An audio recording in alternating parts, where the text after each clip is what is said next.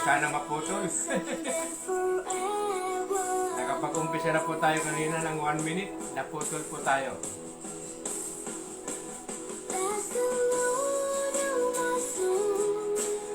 Hallelujah.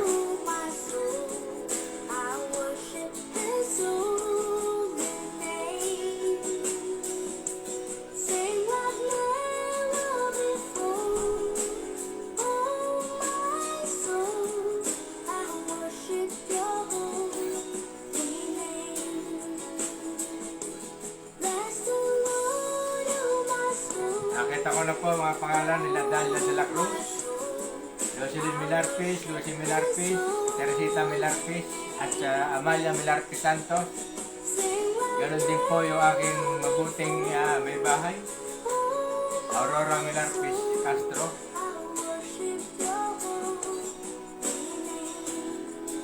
Hindi ko po makita, recognize yung isa pong icon.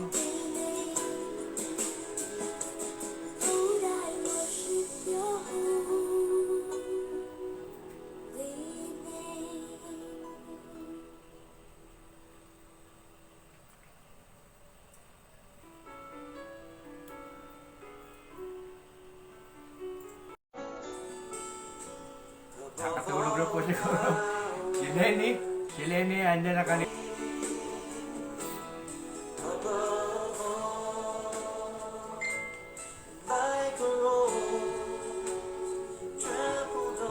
Hindi na po nakabalik si Lenny. Baka natulog na. Gabi po kasi sa kanila ngayon.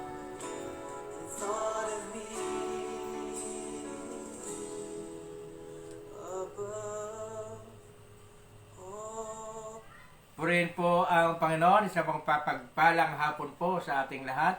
Muli na naman tayong nakabalik sa ating Bible Study online.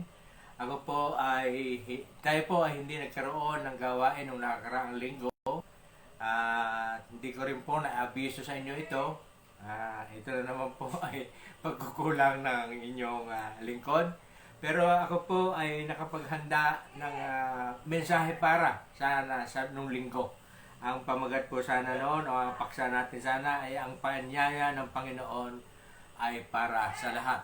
Kadugtong po sana ito nung nating napag-usapan nung tayo ay nag-aaral nung araw ng Biyernes. Pastor Ding Cruz is watching. Ito po ay kadugtong sana nung ating gawain nung Biyernes. Yung mensahe nung araw na linggo dahil nga ako ay get together sa napapatay-patay po. Kung maaari po, wag po kayong kukuha ng picture ng marami kayo sa grupo tapos ipopost nyo po sa Facebook. Kayo po ay ma-apprehend. Baka kayo po ay matunton at tayo raw po. Yung paalala lamang po. Para hindi po makaiwas po tayo sa penalties kung sakaling tayo ay matsyempuhan na tayo ay Marcia Pajardo is also watching na tayo ay makita po sa Facebook na tayo ay grupo-grupo. Kaya nga po iwasan nyo po. Pwede po kayo mag picture taking pero huwag nyo pong i-share sa social media. Purihin po ang Panginoon dahil sabi ko nga po iba yung ating paksa ngayon. Ang ating paksa ngayon ay pros and cons ng pananalangin. Amen? May pros and cons.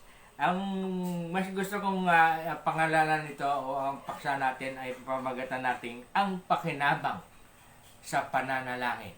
Purihin po ang Panginoon. Tayo po ay mag-aral sa salita ng Diyos na yung pinakateksto para po dito sa pakinabang ng pananalangin.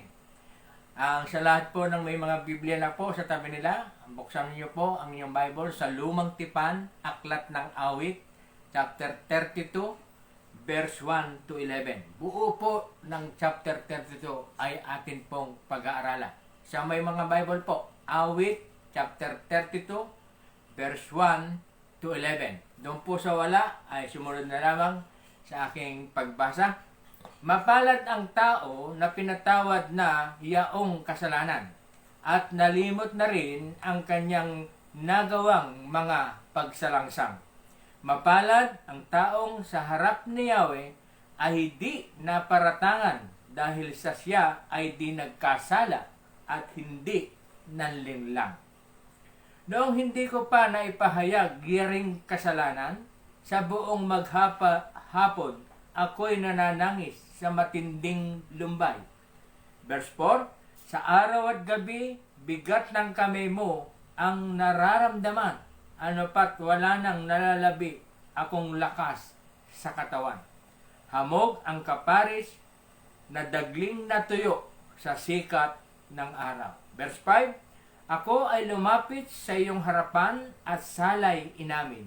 Ang aking ginawang mga pagsalangsang hindi ko inilihim.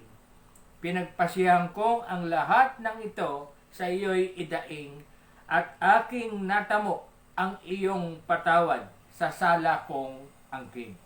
Verse 6, ang lahat ng tapat sa panahong gipit dapat manalangin upang bumugsuman ang malaking bahay, hindi sila abutin.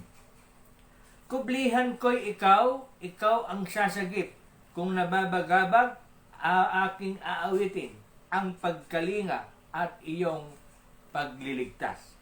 Verse 8, ang sabi ni Yahweh, aking ituturo ang iyong daraanan. Ako ang sa iyo'y magbibigay payo, kita'y tuturuan. Verse 9, huwag kang tumulad sa iyong kabayo o sa iyong mola na para tumigil ay kailangan pang hatakin ang renda. Verse 10, mapaparusahan, tiyak magdurusa, yaong masasama, wagas na pag-ibig ang dulot ni Yahweh sa nagtitiwala. Lahat, ito na po yung last verse, lahat ng matuwid at tapat kay Yahweh, magalak na lubos, dahil sa natamo nilang kabutihan kaloob ng Diyos.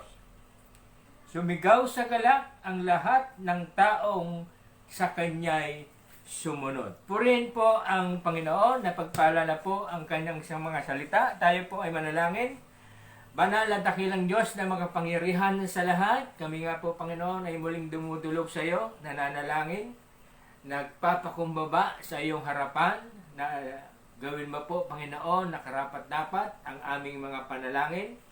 Dalangin namin, Panginoon, na samahan mo kami sa hapong ito ng iyong Santo Espiritu, gabay at patnubay po sa lahat po ng naaabot ng Bible study online na ito. Batid mo po at di po lingid sa iyo ang lahat po ng nanonood, sumusubaybay, nagwa-watch later ng gawain ito. Lalong-lalo na, Panginoon, ang pasimuno o namumuno ng gawain ito, ang Milarpis family na nasa San Miguel, sa pangunguna po ni Nanay Belia Pangilinan Milarpis, sa kanyang mga anak, mga apo, mga manugang, ganun din po, Panginoon, sa kanilang mga kaanak. Dalangin namin, O Diyos, na samahan niyo po kami at hayaan mo, Panginoon, na ikaw lamang ang aming mataas at mahayag sa aming kalagitnaan. Pupurihin ka namin, Panginoon. Sa iyo ang kadakilaan, magpakailanman. Ito po ang sama namin dalangin sa pangalan ng aming Panginoong Hesukristo. Amen. Dahil nga po, ang sabi ko, ang ating paksa ngayon ay ang the pros and cons ng pananalangin. Or mas sabi ko, mas maganda ang sabihin natin o ang ating gawing title o ang pakinabang sa pananalangin. Purihin po ang Panginoon. Basahin ko po yung introduction. Sabi po dito sa Daily Bread, maganda na naman din po ito. Sabi po sa Daily Bread, Volume 22, ito po ay Tagalog version na po. Date March 16, ano po. Nanalangin si Daniel na lingkod ng Diyos pagkatapos mabasa ang isinulat ng propetang si Jeremias. Tungkol ito sa nararanasan nilang 70 taong pagkabihag sa mga taga-Babilonya. Nag-ayuno si Daniel at nagmakaawa sa Diyos. nanalangin siya at nakiusap na sana'y iligtas na sila ng Panginoon. Mababasa po natin sa Daniel chapter 9, verse 2 and 19. Sa ating pananalangin, meron tayong mga bagay na nalalaman at merong hindi. Halimbawa, alam natin na dinirinig ng Diyos ang mga panalangin ng mga nagtitiwala kay Jesus. Alam din natin na sinasagot ng Diyos ang mga panalangin nang naayon sa kanyang kalooban. Amen. Pero hindi natin alam kung kailan at kung ano ang sagot ng Diyos sa ating pananalangin. Tandaan niyo po yun, ha? Pero hindi natin alam kung kailan at kung ano ang sagot ng Diyos sa ating pananalangin. Kaya nga sabi ko, may pros and cons ang pananalangin. Habang nananalangin si Daniel, sinagot na ito agad ng Diyos. Pero iba ang sagot ng Diyos sa kanyang panalangin. Nagpadala ang Diyos ng anghel at ikinuwento nito kay Daniel ang mga mangyayari sa kanila sa darating na panahon. Hindi akalain ni Daniel na ganoon ang magiging sagot ng Diyos sa kanyang panalangin. Hindi natin alam ang sagot ng Diyos sa ating mga panalangin, pero alam natin na para sa kanyang kaluwalhatian ang kanyang magiging sagot. Amen? Kaya nga sabi ko, meron pros and cons. Ito po, unahin natin yung cons. Ano po? Yung mga hadlang. Ito po yung negative. Para mas maganda, umpisa tayo sa mababa o papunta sa sa mali, papunta sa tama. Tama. Mas maganda po yun, di ba? Kaya ito po, ang sabi po. Yan po yung sabi ko po. Tandaan nyo. Pero hindi natin alam kung kailan at kung ano ang sagot ng Diyos sa ating panalangin. Meron po kasi kadahilanan kung bakit pag nananalangin tayo ay matagal ang reply ng Panginoon. Matagal ang katugunan niya sa panalangin. Baka ito ang kadahilanan. Kaya nga sabi ko, baka merong cons ang pananalangin. Ang sabi po sa Tagalog ito, mga hadlang sa pananalangin. Papunta na po tayo sa interpretation proper at ito po ang mga 10 na hadlang. Ang sabi po. Bibilisan ko para hindi po tayo maputol at hindi na rin po ako gano'ng magpapaliwalag. Tuloy-tuloy na lamang po tayo. Number 1, disregarding God's sovereignty. Yung hindi na binabaliwala natin ang sovereignty ng ating Panginoon. Sabi po sa verse 2 ng ating binasa, mapalad ang taong sa harap ni Yahweh ay hindi naparatangan dahilan sa siya ay di nagkasala at hindi nanlinlang. Yun po yung yung positive.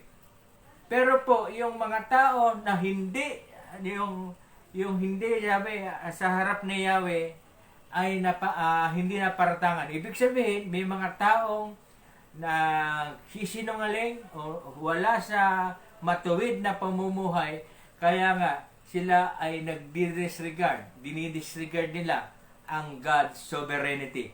Kaya po i-positive, pero ang ating pinapaksa ay negative. Kaya nga po, pagka tayo ay nagdi-disregard, tayo ay hindi magiging mapalad para sa harap ni Yahweh at tayo'y mapaparatangan. Samantala sa positive, mapalad ang taong sa harap ni Yahweh ay hindi naparatangan. Amen? Kaya nga po, pag nire-regard natin o inuuna natin ang kaluwalhatian ng Diyos, ang God's sovereignty, tayo po ay napaparangalan. Sabi po sa Kawikaan, chapter 10, verse 8, ang sabi po, magandang payo'y tinatanggap ng pusong may unawa, ngunit kapahamakan ang siyang wakas ng mangmang. You see po, pag hindi ba may mangmang, dinidisregard nila yung God's sovereignty. Number 2, unconfessed sin, yung hindi confess o yung pagtatapat ng ating kasalanan. Verse 3, ang sabi po, noong hindi ko na ipapahayag yaring kasalanan, sa buong maghapon ako'y nananangis sa matinding lumbay. You see? Kasi nga po, naranasan nyo na po yon. Pag meron po tayong nagawang pagkakamali, parang inuusig tayo ng ating body. Hindi tayo makatulog. Kasi tayo ay pinakakaba ng ang Santo Espiritu. Andun po yung dikta. Andun po yung gabay ng Santo Espiritu. Kinokonsensya. That is the right. Kinokonsensya tayo. Kaya nga po, ang sabi po doon, noong hindi ko pa naipahahayag yaring kasalanan, sa buong maghapon ako'y nananangis sa matinding lumbay. Purihin po ang Panginoon. Sabi po sa awit 38:18, basahin po natin ang 38:18.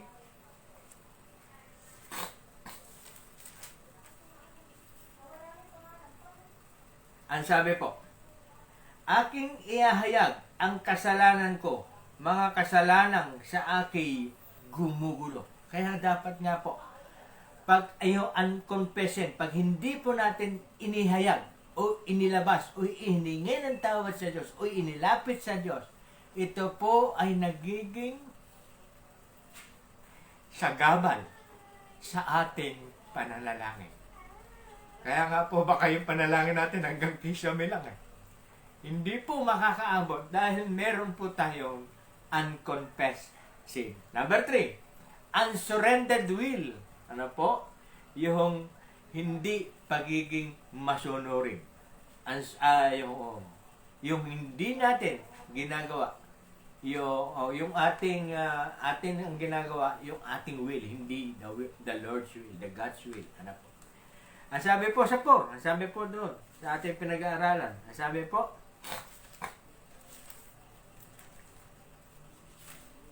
ano po ang sabi po? Sa araw at gabi, bigat ng kamay mo ang nararamdaman. Ano pat wala nang lalalabi akong lakas sa katawan. Hamog ang kaparis na dagling natuyo sa sikat ng araw. Unsurrendered will. Ayun yun po. Para lang daw tayong hamog na biglang napapawi sa sikat ng araw. Hindi po ba? Yung pawis parang pag natuyo ang pawis. Pag nasikatan ng araw yung pawis natin, natutuyo.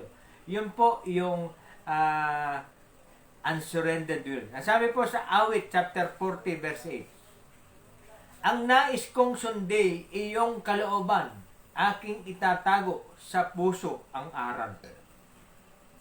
You see, yung aral, yung God's will, ang ating pangalagaan sa ating puso. Ating let us keep His will in our hearts. Amen. English, English yun, Awit 143, verse 10. Ikaw ang aking Diyos, ako ay turuan na aking masunod ang iyong kalooban. Ang espiritu mo'y maging aking tanglaw sa aking paglakad sa ligtas na daan. You see, pag tayo ay sinusunod natin ang kalooban ng Diyos, handoon yung kanyang pagsubaybay at tayo ay kanyang tinatanglawan sa ating buhay. Purihin po ang Panginoon. Number 4, disregarding for others. Yung binabaliwala natin yung kapwa. Ang ibig po sabihin nito, wala na pong pag-ibig sa kapwa. Ano po? Dinidisregard na po natin. Ang sabi po sa Mark 12:31, di ba? Sabi doon, ibigin mo ang iyong kapwa ng gaya ng pag-ibig mo sa iyong sarili. Kawikaan 19:17, ang sabi po, parang pagpapautang sa Diyos ang pagtulong sa kapwa. Balang araw, siya ang magbabayad. Amen? Kaya nga po, pag tayo ay kailangan tumulong, huwag po nating i-disregard. Lagi pong kasama sa aral ng Biblia yung pagmamahal sa kapwa. Kaya nga po yung pananalangin sa kapwa, pagpapakita, a proof of love sa ating kapwa. Purihin po ang Panginoon. Number 5, meron daw pong wrong motives. Maling motibo. Ano po? Ang sabi po. Yung verse 6, ang sabi po. Ang lahat ng tapat sa panahong gipit dapat manalangin upang bumugsuman ang malaking bahay, di sila abutin.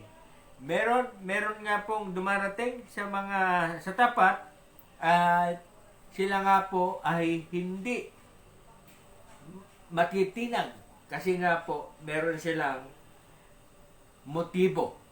Kaya nga po doon, wrong motives doon ay kung kabaliktaran po ng verse 6 ang ating gagawin. Kaya nga po sabi po ng verse 6, ang verse 6, ang sabi po, ang lahat ng tapat sa panahong gipit dapat manalangin. Kaya nga po, ano po yung dapat nating ipinapanalangin? Kasi po, mayroon tayong wrong motive. Kasi nga po, itong wrong motive ang nagiging hadlang sa ating pananalangin. Ang sabi po, Santiago chapter 4 verse 3, at humingi man kayo, wala rin kayong natatanggap sapagkat masama ang inyong layunin. Humihingi kayo upang gamitin sa kalayawan. Amen. Yun nga po, maling priority, maling motibo. Amen? Kaya nga, baka minsan humihingi tayo ng hindi naayon sa kalooban ng Panginoon. Lahat po ng ipinagkakaloob ng Diyos, ibinibigay niya yon ayon sa kanyang kalooban. Maaring hindi ibinibigay yung ating panalangin, hinihiling sa Kanya. Meron po siyang perfect time. Pero huwag tayong maghihinanakit pag hindi po dumarating o hindi po natutugunan yung ating panalangin. Examine, baka ito ay merong maling motibo sa ating puso. Kaya nga po, yung mga hadlang. Ano po? Ang sabi po, yun nga po, nabasa na natin. Number 6, ang ano daw po, yung mga priorities in our lives. Alam niyo po, ako ay may pagkukulang. Kasi nga po, talagang na-delay lang kami. At hindi kami nakaabot ng gawain ng linggo. Pero handong po yung aming pag-aapura na makabalik ng araw ng linggo para dito po sa ating gawain. Pero po, talagang isip namin makakaabot kasi madaling araw kami umalis. Kaya nga lang po, ay Manila po kasi Santa Mesa, tapos naman pa po ng Marilao at may tinig ng Papuro. Kaya na-delay po kami. Kaya ako po ay patuloy na humihingi ng paumanhin. Tayo hindi nagkaparoon ng gawain. Yung kasi po, yung nauuna po yung ating mga priority sa ating mga buhay. Ano mga po ba yung mga priority nato? Money, career, pleasures, at marami pang iba. Ito po yung mga priority sa buhay natin. Pero kung inuuna natin ang pananalangin, before this, lahat ng ito may isasaayos. Lahat ng ito may isasaayos. Kung uunahin natin ang Panginoon. Matthew 6:23, 6:24 and 26. Basahin po natin. Ang sabi po, walang makapaglilingkod ng sabay sa dalawang Panginoon sapagkat kapupuutan niya ang isa at iibigin ang ikalawa. Paglilingkuran ng tapat ang isa at hahamakin ang ikalawa. The difference between dalawa po kasi. Pero pag inuuna na po natin ang Panginoon, ang lahat ito ay may sasaayos. Tutuloy ko po. Hindi kayo makapaglilingkod ng sabay sa Diyos at sa kayamanan. You see? Kaya nga po, pag inuna natin ang Panginoon, ang kayamanan ay kasunod. Pag inuna natin ang kayamanan, ang Diyos ay hindi susunod. Amen? Ano lang po yun. Ano po? Di po ba? Pag inuna natin ang Diyos, ang kayamanan ay kasunod. Pag inuna natin ang kayamanan, ang Diyos ay iiwan ka. Amen. Hindi ka sasamahan ng Panginoon. Inuna mo kasi. Hallelujah. Purihin po ang Panginoon. Sa 26, sasahin natin. Masdan ninyo ang mga ibon, hindi sila naghahasik ni na nag-aali, o kaya'y nagtitipon sa bangan. Gayon man, pinakakain sila ng iyong amang nasa langit. Ano po yung sabihin nun? Magkaroon po sana ng contentment. Kasi nga po yung iba, nagiging priority na. Kahit na meron na, sige pa rin. Nakakalimutan na nila ang Diyos. Amen? Yun nga po, setting our priorities. Yun po. Number 7, lack of transparency with God and others. Yung hindi pagiging tapat sa Diyos. Santiago, o hindi transparency. Yung hindi ka, wala kang malasakit, parang gano'n. Ano po, transparency. Hindi ka involved sa Diyos at sa iba. Santiago, verse 8. Ang sabi po sa verse 8, ang sabi po sa ating pinag-aaralan. Nasahin po natin yung verse 8. Ang sabi ni Yahweh, aking ituturo ang iyong daraanan, ako ang sa iyo'y magbibigay payo, kita'y tuturuan. Yun po yung kung tayo ay nasa Diyos, kung meron tayong transparency with the Lord or with God, tayo po ay makukuha po natin yung sinasabi sa verse 8. Ang sabi po, pero kabaligtaran lagi, sinasabi ko po, yung lack of transparency, hindi natin makakamit yung chapter 8, ay yung verse 8. Kasi sinasabi ng chapter 8, ng verse 8, aking ituturo ang iyong daraanan. Ako ang sa iyo'y magbibigay payo, kita'y tuturuan. Kaya nga po, pag tayo ay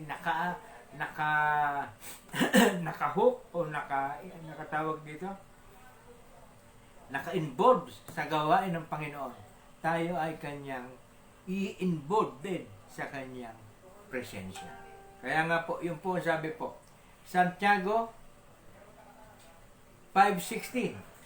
Kaya nga, ipagtapat ninyo sa inyong kapwa ang inyong mga kasalanan at ipanalangin ang isa't isa upang kayo ay gumaling. Yung involvement ay malasakit, may transparency ka sa Diyos at sa tao. Kaya nga po, yung sabi po, ipagtapat ninyo sa inyong kapwa. Tayo po ay hihingi po ng tawad sa ating kapwa, sa ating Diyos. Ano po? Pag ang ating kapwa na ating pinagkasalanan ay wala po, sa Diyos din po tayo hihingi. Pero pag handyan naman po yung tao, sa Kanya na tayo humingi ng tawad. Purihin po ang Panginoon. Number 8, yung disobedience, yung hindi pagiging masunurin. Verse 9, ang sabi po, huwag kang tumulad sa iyong kabayo o sa iyong mola na para tumigil ay kailangan pang hatakin ang renda. You see? Yung kabayo na napipigil sa paghahawak ng renda. Yun po, yung disobedience, pag tayo ay hindi nagpapahawak o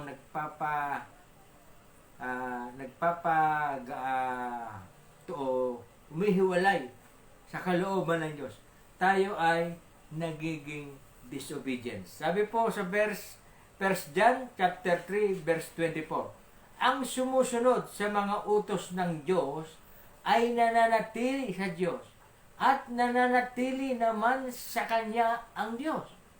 At sa pamamagitan ng Espiritu, ipinagkaloob niya sa atin, ipinagkakaloob niya sa atin ay nalalaman nating nananatili siya sa atin. Ulitin ko po. Ang sumusunod sa mga utos ng Diyos ay nananatili sa Diyos at nananatili naman sa Kanya ang Diyos. At sa pamamagitan ng Espiritong ipinagkaloob niya sa atin ay nalalaman nating nananatili siya sa atin. Amen. purihin po ang Panginoon. Kaya nga kailangan merong pagsunod. Yung po, yung pangwalo, at ito po ang pangsiyam, yung unforgiveness, yung hindi po tayo nagpapatawad sa ating kapwa. Verse 10, mabasahin ko po, mapaparusahan, tiyak, magdurusa, kayong yaong masasama. Wagas na pag-ibig ang dulot ni Yahweh sa nagtitiwala. Kung ang pag-ibig ng Diyos sa atin, kaya dahil sa pag-ibig ng Diyos sa atin, tayo ay Kanyang pinatawad sa pamamagitan ng Kanyang bugtong na anak.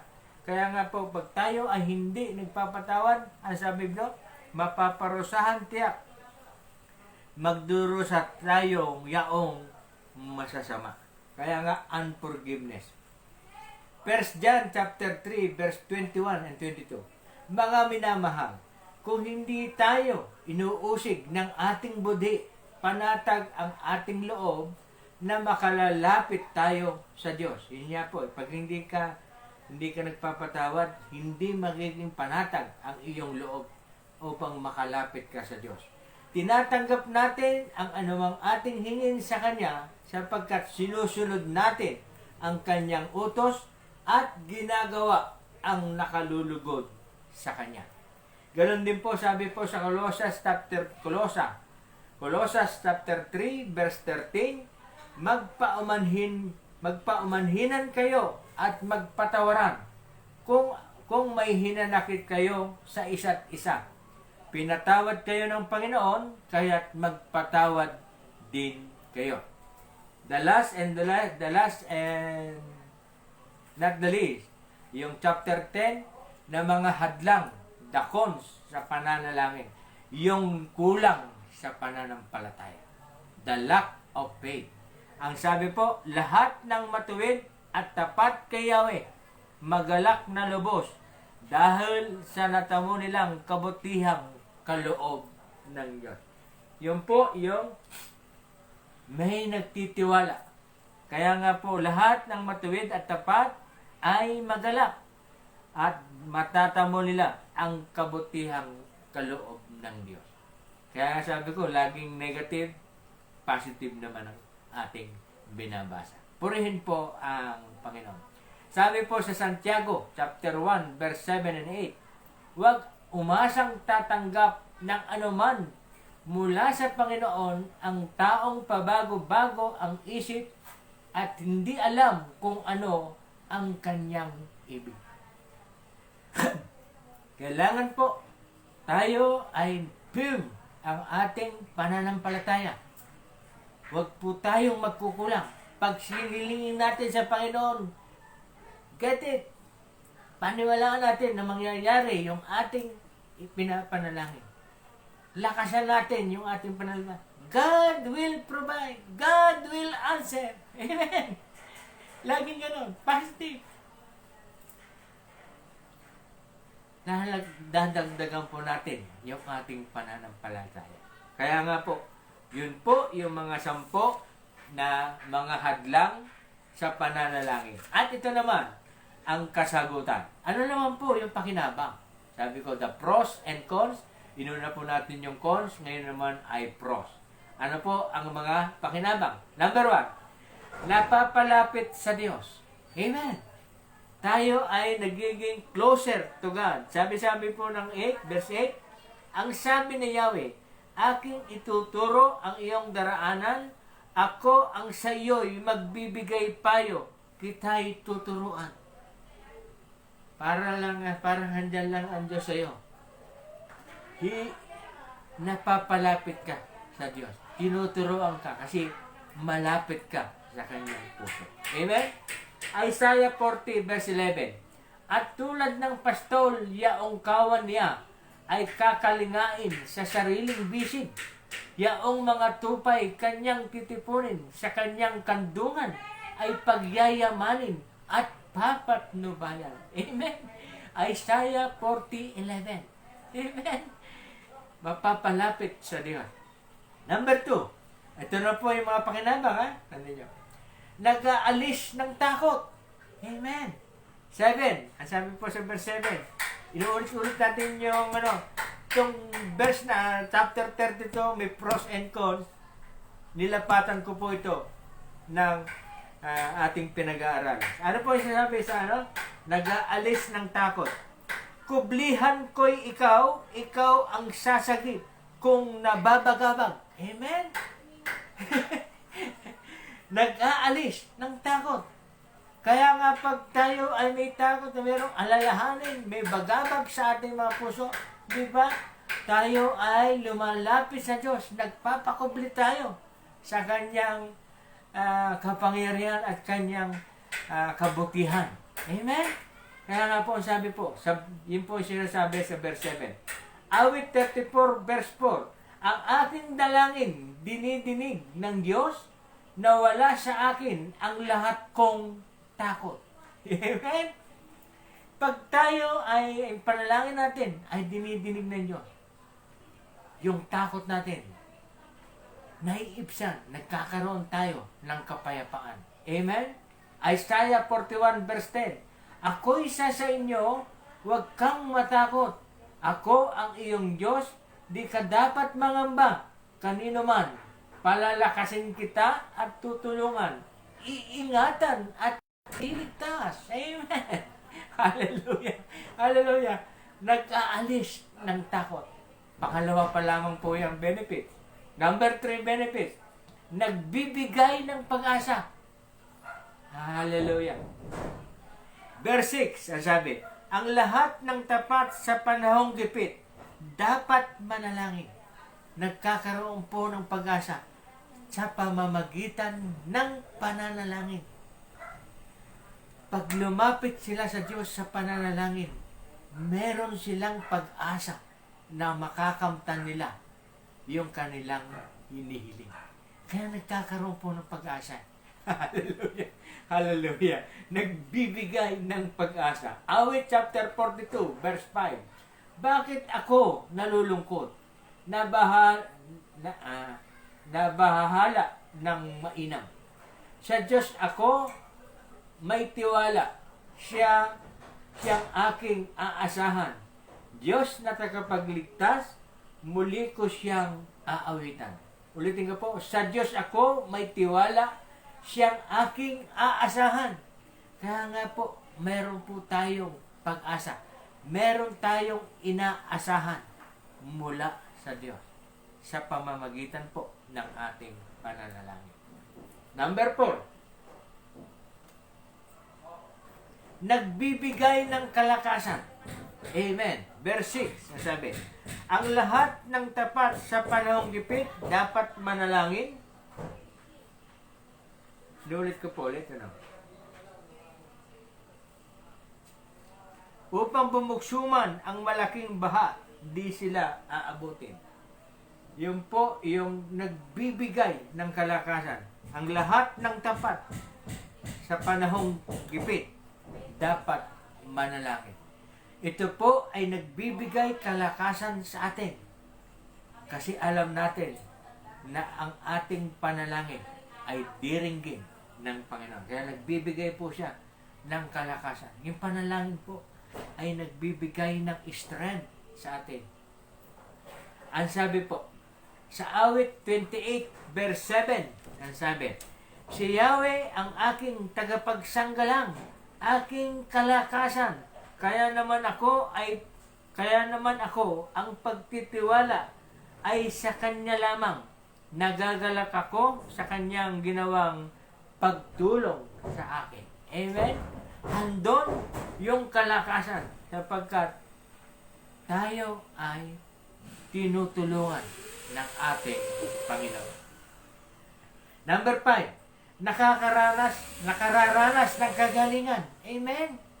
Amen. Kaya nga po tayo nalalangin pag tayo ay may karamdaman, nagtitiwala tayo sa dakilang manggagamot. Sa Kanya tayo lumalapit sapagkat siya ang dakilang manggagamot.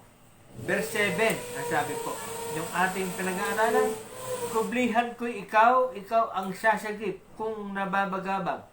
Yan nga po. Pag tayo ay merong karamdaman at meron tayong suliranin, siya po yung ating nagbibigay ng kagalingan. Awit 103, verse 3. Ang lahat kong kasalanay, siya ang nagpapatawad, at anumang aking sakit, ginagamot niyang lahat. Amen? Yung pong pananalangin para sa karamdaman ay bibigyan po natin, hahaluan po natin ng pagtitiwala na ang Diyos ay siyang magpapagaling, na ang Diyos ang siyang lulutas sa lahat ng ating suliranin.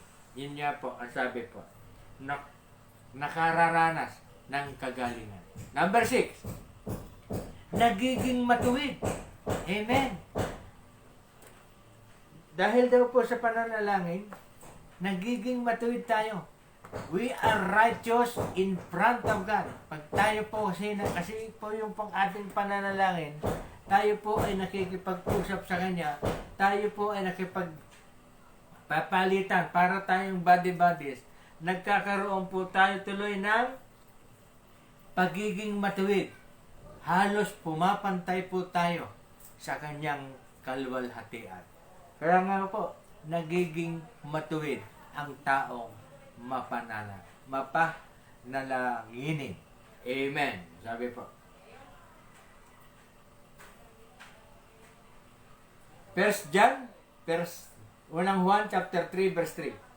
Kaya't ang sinumang may pag-asa sa Kanya ay nagpapakalinis. Tulad ni Kristo, siya ay malinis. Yun nga po. Dahil nga po sa ating pananalangin, tayo ay nagiging matuwid, nagpapakalinis, nagpapakabanal. And the last but not the least, 7 lamang po yung pro. Ano po? Ang sabi ko po, pinatatawad sa mga kasalanan.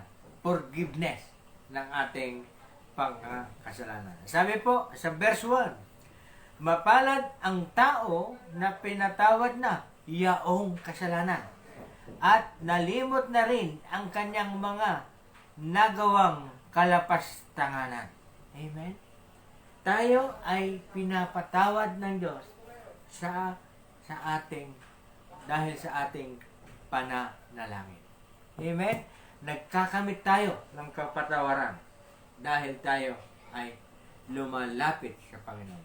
Sabi po sa awit 19 verse 13, ang lingkod mo ay iligtas sa hayag na kasalanan, at huwag mo pong itutulot na ako ay pagharian.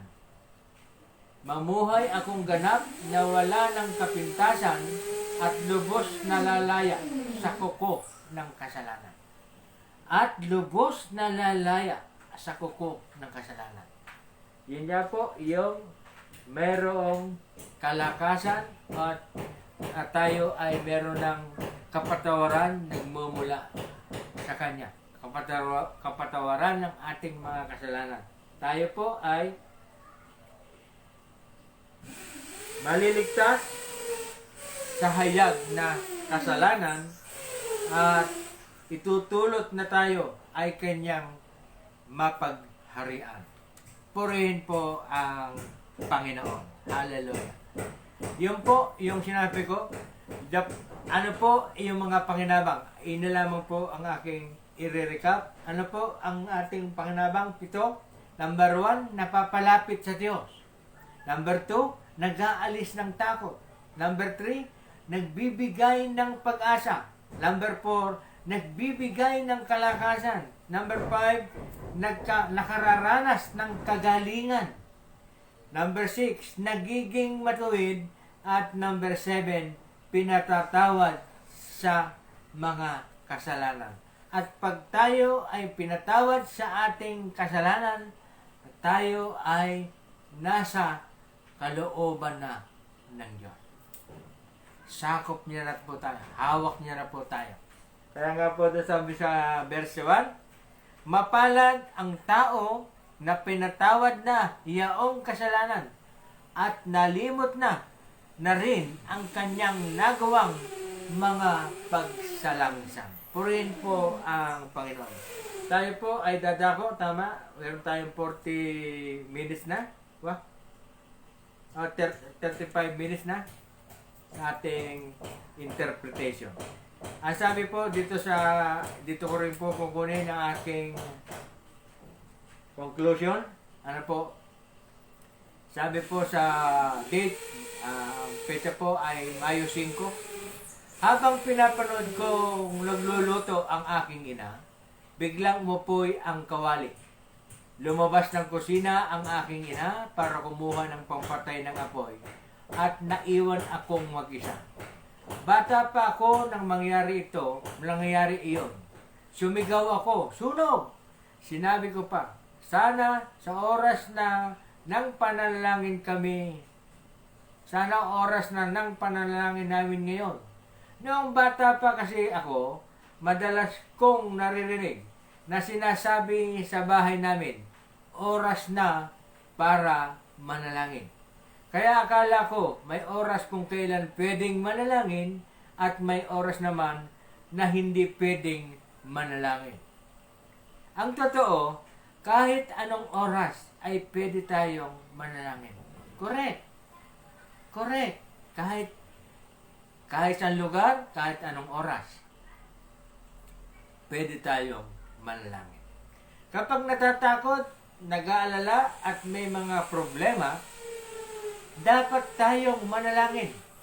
Kapag wala na tayong mahingian ng tulong, sadyang nananalangin tayo sa Diyos. Maaring sinasabi din natin sa Diyos ang sinabi ni Haring David nang manalangin ito ng ganito. Panginoong Diyos, iligtas niyo po nawa akad ako. Tulungan niyo po ako. At sabihin, mahigpit yung pangangailangan o yung paghingi ng tulong. Kaya sinasabi ni Haring David doon, tulungan niyo po agad ako. May isinulat ang isang mananampalataya tungkol sa awit 70 verse 1. Napakaraming taon na ang lumipas. Sinabi nito na talagang humihingi ng suklolo ang sumulat ng awit. Nanganganib ang buhay niya sa mga kaaway at alam niya na kung hindi siya tutulungan ng Diyos, hindi siya makaliligtas. Panginoon, tulungan niyo po ako. Yun po ang sabi niya. Sana ganyan din ang sasabihin natin sa Diyos kapag may problema tayo. Sa panahon na tayo tumutulong sa iba o kaya na may problemang dinadala, ito ang panahon para manalangin. Ang Panginoong Diyos ay ating tawagin. Purihin po ang Panginoon. Ang pananalangin po ay wala pong oras, wala pong lugar, at hindi po tayo hinahagkaan. Wala pong limit. Hanggat ibinibigay ng Santo Espiritu yung ating iahayag sa ating pananalangin. Tuloy-tuloy po yun. Kung minsan po tinatawag nila, hindi po natin namamalayan. Nag-speaking in tongue na tayo sa pananalangin. Lalo kung tayo puspos sa ating pananalangin. Inianyayahan natin ang Espiritu Santo sa ating panalangin. Napapansin po ninyo. Mapapansin ng inyong kasama o inyong katabi o kung sino man ang inyong kasama nung ikaw ay nanalangin na nag-speaking tongue ka na pala. Alam niyo po ang speaking tongue? Ito po ay papuri sa Diyos. At kailangan po nito ng interpretasyon. Purihin po ang Panginoon. Sana po ay meron tayong napulot sa ating nakuha. Alisin na po natin yung mga hadlang para ang pagpapala ng biyaya o biyaya ng Diyos ay hindi mahadlangan. Alisin po natin yung mga kon sa pananalangin. Purihin po ang Panginoon. Dadako po tayo sa ating pananalangin. Meron pong request na bago sa aming group chat ng aming high school batch para daw po kay Johnny Santillan na siya po ay mag-undergo ng surgery. panalangin na rin po para sa kanyang recovery at successful operation. Patuloy na rin po sa recovery. Po rin po, Panginoon, hindi ko na po babasahin at tuloy-tuloy na po tayo sa pananalangin. Ito po, yung sa pananalangin ay isasama na natin po ang pagbasa. Tayo po ay manalangin. Banal at dakilang Diyos na makapangyarihan sa lahat, muli po, Panginoon, na kami ay nagpupuri at nagpapasalamat sa iyong dakilang pangalan. Tunay nga po, Panginoon, na napakabuti mo. Tunay nga po, Panginoon, na sa aral na ipinagkaloob mo sa amin sa hapong ito, ang tungkol po sa pananalangin, ay dagdagan namin ang aming pananampalataya, iwaksi namin ang lahat ng cons na aming napag-aralan, at higit, Panginoon, ay makamtan namin ang lahat ng mga pagpapala na dulot ng aming ipinapanalangin. Salamat po, Panginoon, at muli nga po, Panginoon, kami na may magitan para po sa lahat po ng mga kahilingan ng healing and recovery po para kay Francis Pulido, Remedios Santos, Nelson Manso, para po sa recovery nila from dialysis. Sana po ay matigil na po ang kanilang pagdadialysis. Ganun din po, Panginoon, dalangin ko po ang kagalingan para po kay Butch de Guzman at ganun din po kay Johnny Santillan na mag-undergo po ng surgery. Dalangin ko, O Diyos, na hipuin mo po ang mga taong ito na sa kanila pong pinagdaraan ng karamdaman ay makaranas sila ng kagalingang nagmumula sa iyo.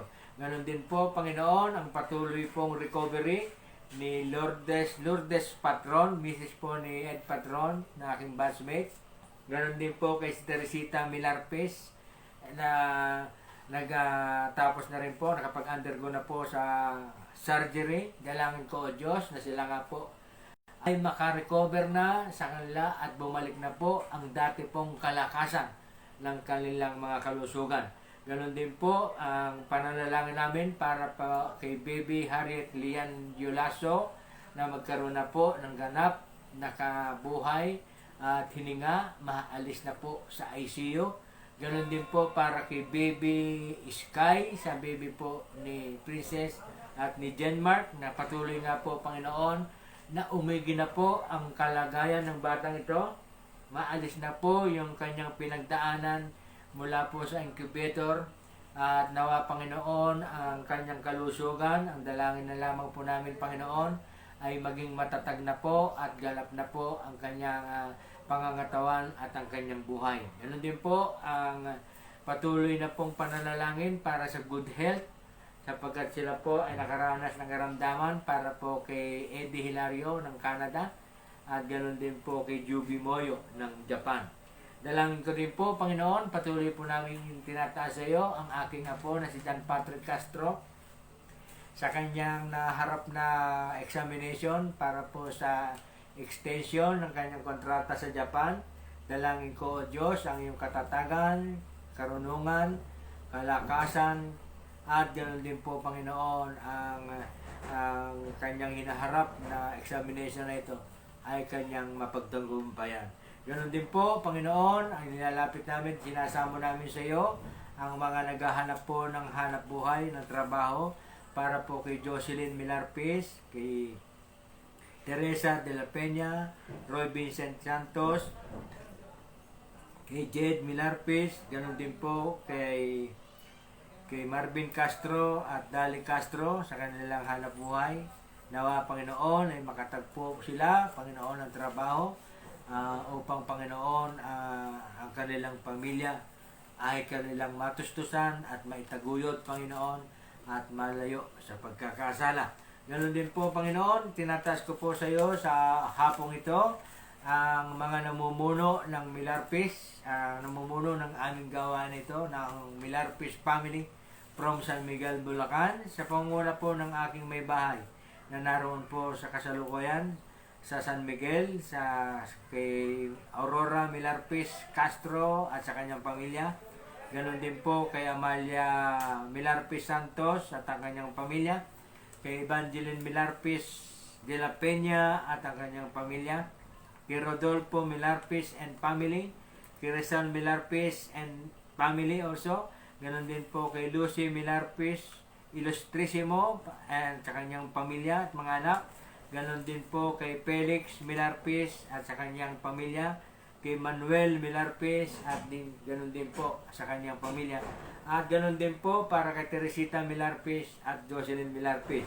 Ganon din po, Panginoon, tinataas ko rin po sa iyo, sila Adorbillo, kanilang mga relatives, Joanna Lacasandili, Roda Padero, Marcia Pajardo, Juby Moyo, Lenny Cruz, Dalia de la Cruz, Jinky Castro, Jinky Estrada, Evelyn Pangilinan, Maynard Domingo at Berna Domingo, kay Cristina Camille Milarpis, kay Chris Angelo de la Rosa, at kay Rodel Gatchalian Palan. Dalangin ko, O Diyos, sa pamilyang ito at mga kaanak na patuloy nga po, Panginoon, ang iyong gabay at patnubay.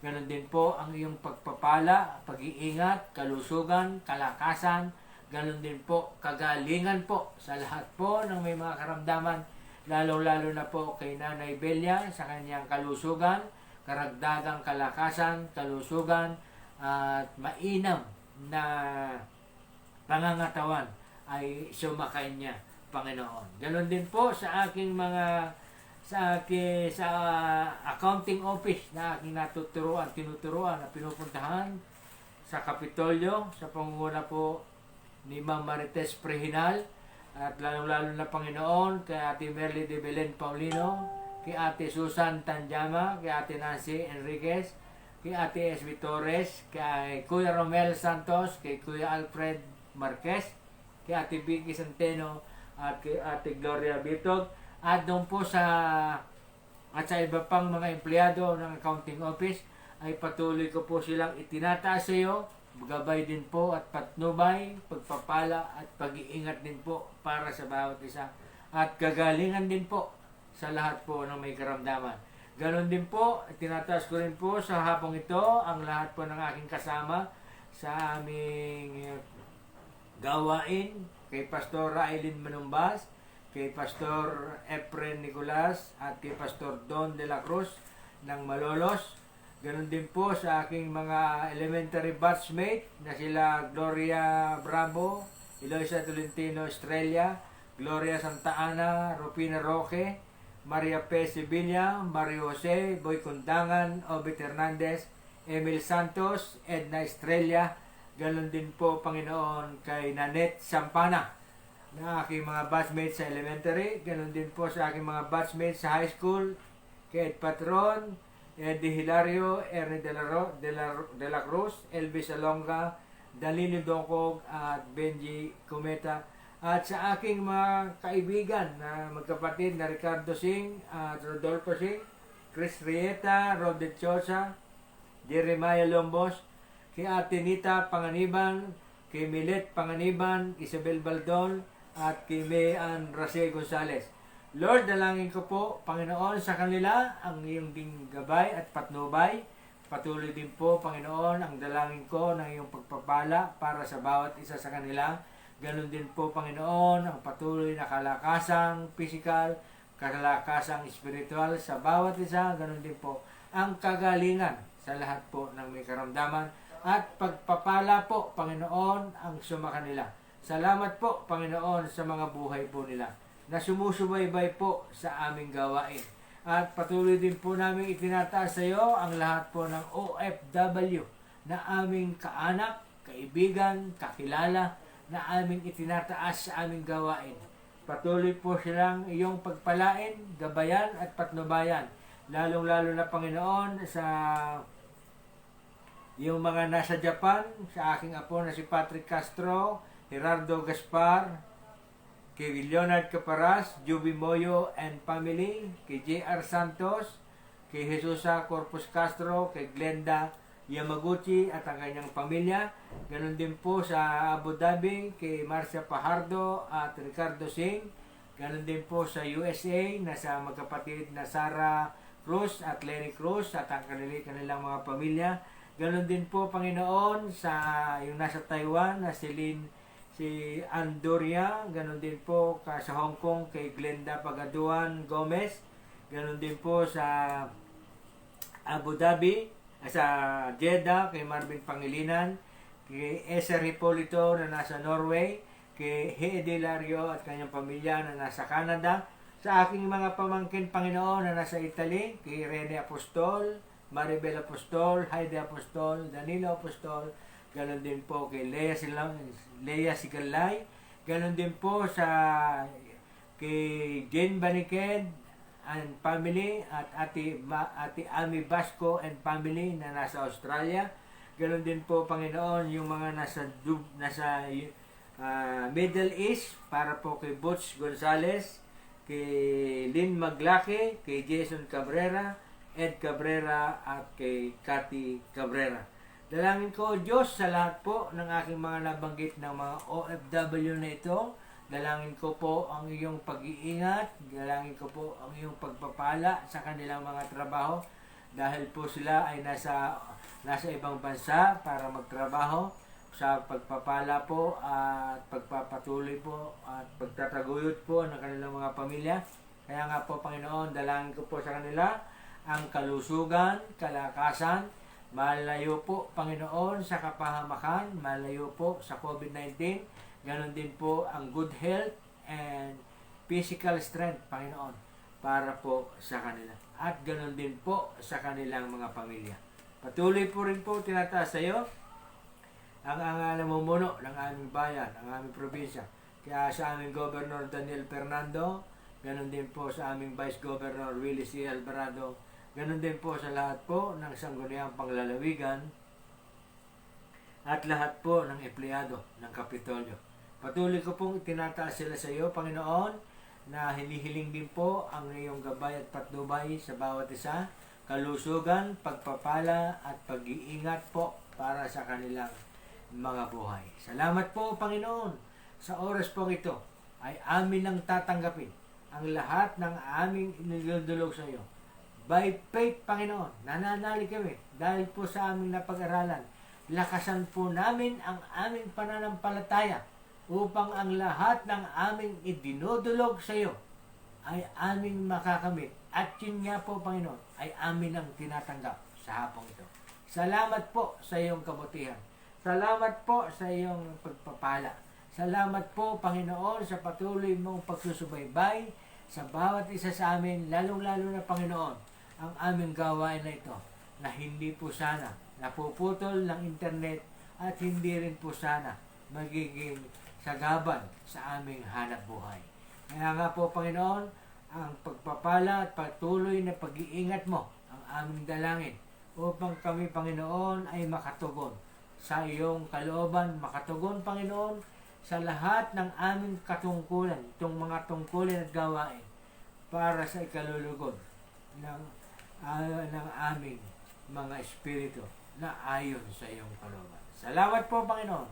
Papuri, pagsamba, pagluwalhati, kadakilaan, kaluwalhatian ay sa iyo magpakailanman. Ito po ang samo namin dalangin sa matamis na pangalan ng aming Panginoong Jesucristo. Ang lahat po ay magsabi ng Amen. Amen. Hallelujah. Kanina po, nabanggit ko na po, if I can recall, doon po sa mga nag-join po sa gawain sa araw na ito, sa Milarpis family, namumuna po yung aking may bahay, Aurora Milarpis Castro, Teresita Milarpis, Jocelyn Milarpis, Evangeline Milarpis, Amalia Milarpis Santos. Ganon din po, nakita ko rin po ang pangalan ni Marcia Pajardo, Lenny Cruz, Dalia de la Cruz. Tama po, kay Dalia de la Cruz. Ganon din po sa patuloy na sumusubaybay, sa mga nag-join ngayon. Doon po sa mag-join pa o nanonood pa later, ay patuloy po na ako ay nananalig na patuloy niya ka po kaming yung pong susuportahan yung ating gawain. Nabanggit ko na po si Marcia Pajardo who is watching. Ganun din po kay Lenny Cruz na nawala kanina, pero nag-watch po siya kanina. Lahat na po nung nabanggit ko Dito po sa aking mga patuloy na sumusubaybay o patuloy na namumuno ang Milarpis family. Andiyan po sila, nabanggit ko na po, Aurora Milarpis, Amalia Milarpis Santos, Evangeline Milarpis, ganun din po kay Teresita Milarpis, Jocelyn Milarpis, Lucy Milarpis. Kay Dalia de la Cruz na nakasubaybay, kay Marcia Pajardo, Lenny Cruz, kay Juby Moyo, na nakita ko rin po ang pangalan. Salamat po. Patuloy po tayong sumubaybay, patuloy po tayong makipag-aral sa ating pag-aaral sa Bible Study online ng ating gawain. At ang susunod po ng ating gawain ay po sa December 11, yun po ay sa araw ng Biyernes. Purihin po ang Panginoon, exactly po, 1 oras at 5 minutos po tayo. Purihin po ang Panginoon. At tayo po ay wakasan ng isang awit.